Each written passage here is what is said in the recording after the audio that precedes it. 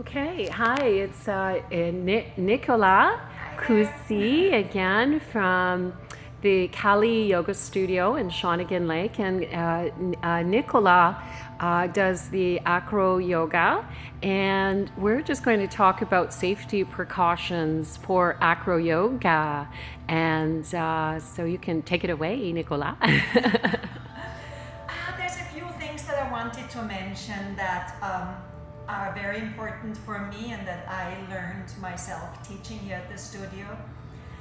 And that is to be aware that acroyoga has just that acrobatic component that is a much higher risk activity than normal basic yoga.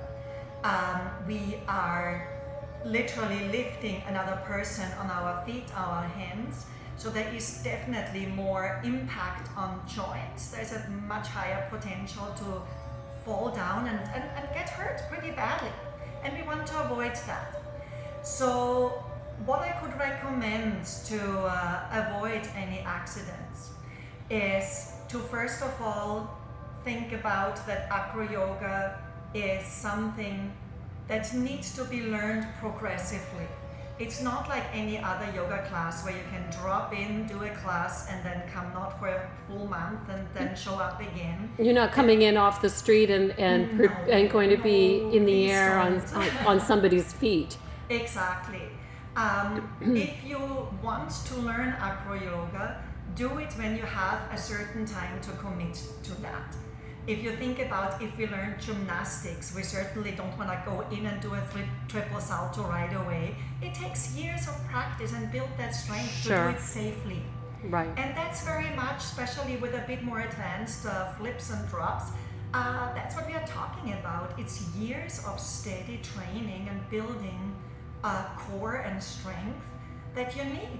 You right. Just think about it, holding somebody, even a light person, on your arms like that. Right. That's at least 120, 150 pounds. Right. So there has to be this strength. And does that also come like from the yoga classes? They can prepare to do acroyoga. Absolutely. And that's the first recommendation. See it as a progression after a steady yoga practice. A regular Ashtanga, for example, is a wonderful preparation. Great practice. For strength, for body awareness, for the focus. Base, it's a lot of stacking and body awareness where we are.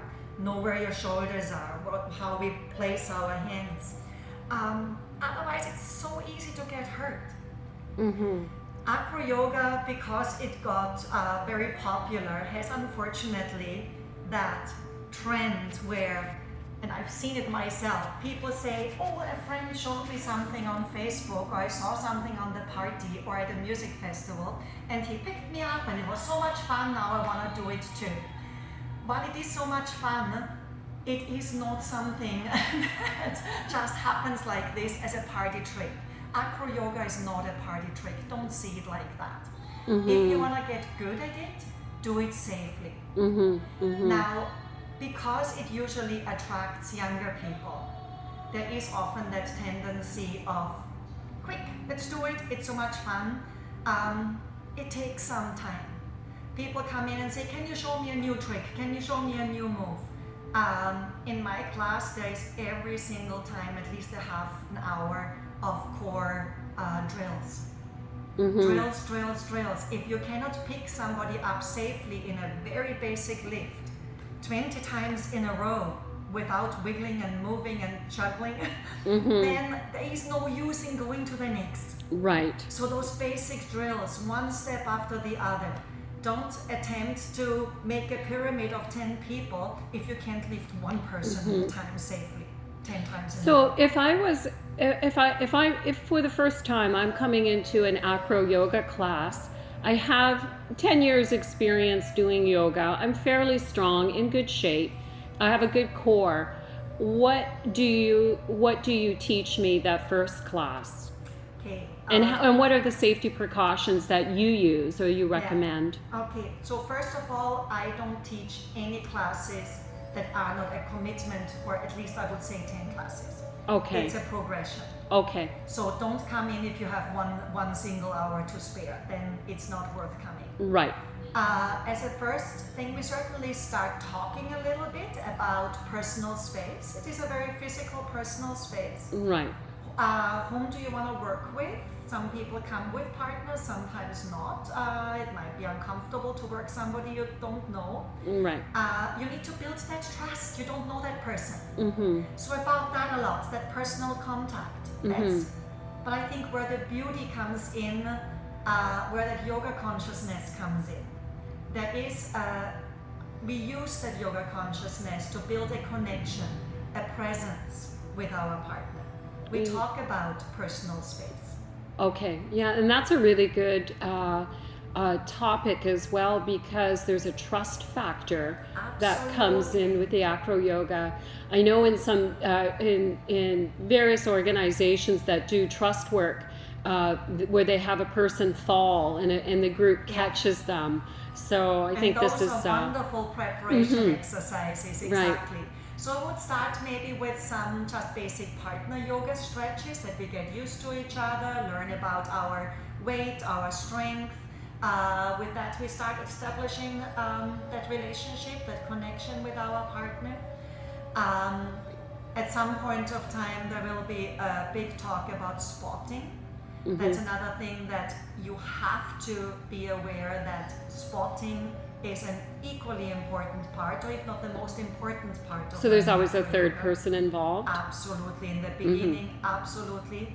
And that spotting is a whole science by itself. That's something that you need to practice and train for. Just standing there and watching somebody fall is not spotting. And I've seen that happen. Oops. So does the spotting also include adjustments? Partly, yes. Assisting adjustments, Yeah, like we do in yoga. Giving directions, absolutely. So there's a whole role of the spotter. So with that, we slowly progress. Have you ever experienced anyone not listening and having an accident or hurting themselves? And what happened in that situation? And this is exactly when, I try to slow down, bring it down to that consciousness that we sit, breathe, and think about what we are doing before we put any weight. Let's think, where is the weight going? How do I not need to place my hands that I don't strain my wrists, for example? Right. And then there will be people that think that they know it so well and just jump. Right. And that impact of jumping on somebody else is really dangerous. And I have people getting hurt by that. It's like somebody trying a headstand and falling over, breaking their neck, and not right? That there is maybe a glass table behind. Oh yeah, for sure. Or a person that you fall onto. Yes, right. Not to mention the liability risk if somebody is hurting themselves. As a yoga teacher, tricky, and that's why I say as a yoga teacher, for my own safety and for the others, do it in a certain commitment, at least 10 classes. Right. Build up your progression where you slowly see what the people are capable before you add another new pose. Right. And so you have a series of different poses that they progress. Exactly. Oh, beautiful. Yeah. And then I notice you have these big, thick mats here as well. So I guess this is really that helps, and that we did especially for Acroyoga. It's beautiful. It is a pretty seamless wall-to-wall mat that definitely helps a lot. So yes, preparing the room is certainly a big help to be safe. And one last thing I wanted to mention, because I see it a lot, the acro jams popping up everywhere. What's that? Sorry? Just jam sessions for people that don't want to commit to the class and then just meet on a Friday evening to jam.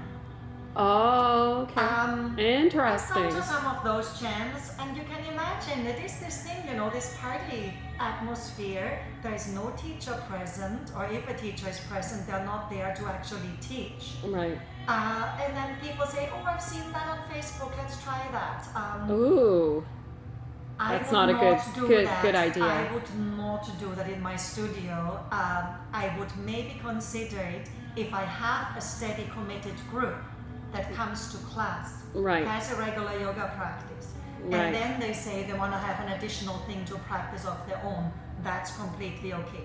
But as a substitute for classes, I don't So comment. when your students start out with and they complete the 10, then is there regular classes after that? Yeah. Okay. And then Okay. you can definitely progress, but I have seen that, even after a year, 2 years of regular practice, coming back to that basic drill, to those basic drills, Right. are essential, because within 10 weeks we do not really build the strength. Oh no, it's just like a yoga class. You're still a beginner Exactly. after a year. Yeah. So those drills are similar than if I was a gymnast and I was Yeah. going into a gymnastic Exactly. situation, right? And that's what it Watch looks like, right? alignment of shoulders, So wrists, now hips. it's not entirely dangerous if it's done properly, in other words, Exactly. and it's a lot of fun. It looks like a lot of fun. It is a lot of fun. Don't take the fun away, but also have the respect that it deserves. Right. Do it well. Then you will be safe. Right. Just progressive and go to a teacher that knows how to teach, and that's really it. That's wonderful. Okay. Thank you so much again. It's been great, and all the information is beautiful, and I think it's really good to educate the public. For these various different styles of yoga, like suspension yoga or hot yoga, and acroyoga is growing, and everybody wants to look like a Circus du Soleil. And I don't think that they realize all the hard work and energy that goes into it. Thank Yes. you Okay, very thank much, you. Nicola. See you soon. Bye. Bye.